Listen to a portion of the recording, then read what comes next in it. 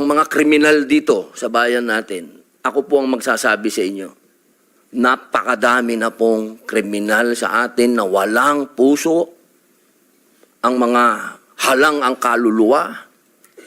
Napag-usapan po natin ang mga biktima ng sinasabing war on drugs, pero hindi po natin napag-usapan ang mga biktima ng mga durugista. Kung paano pinapatay ang kanilang mga anak, pinapatay ang kanilang mga asawa, pinapatay ang kanilang kapitbahay. Kung paano sinira ng droga ang mga buhay ng mga pamilya ng OFW.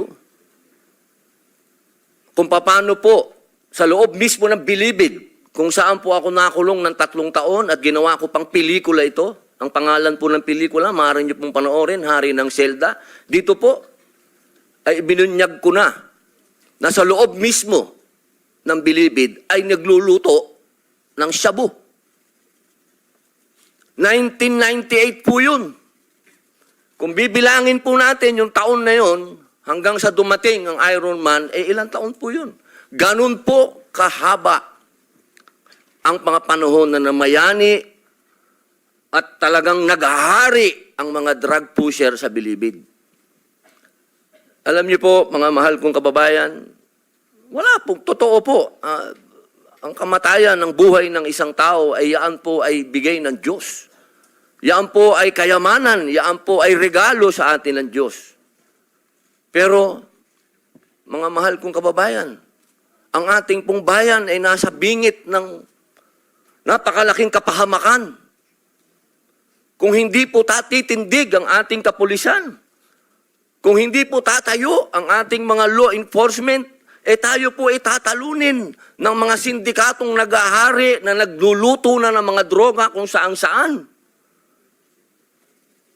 Mga mahal kong kababayan, ang datos po ang magsasabi na nung sa panahon ni Pangulong Rodrigo Roa Duterte, masasabi ko na po na natakot ang mga kriminal.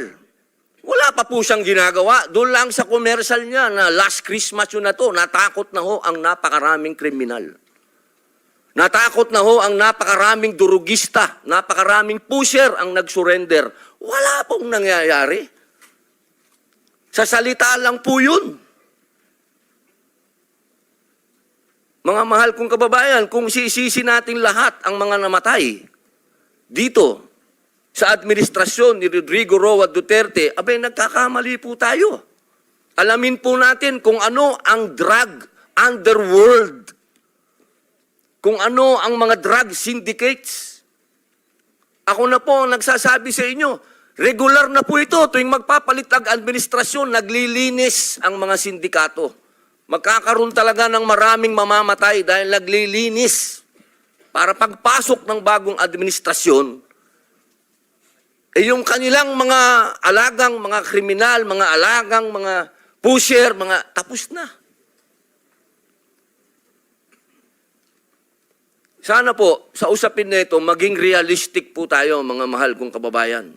Kung kailan ba natin na ibalik sa mga kababayan natin ang kalsada.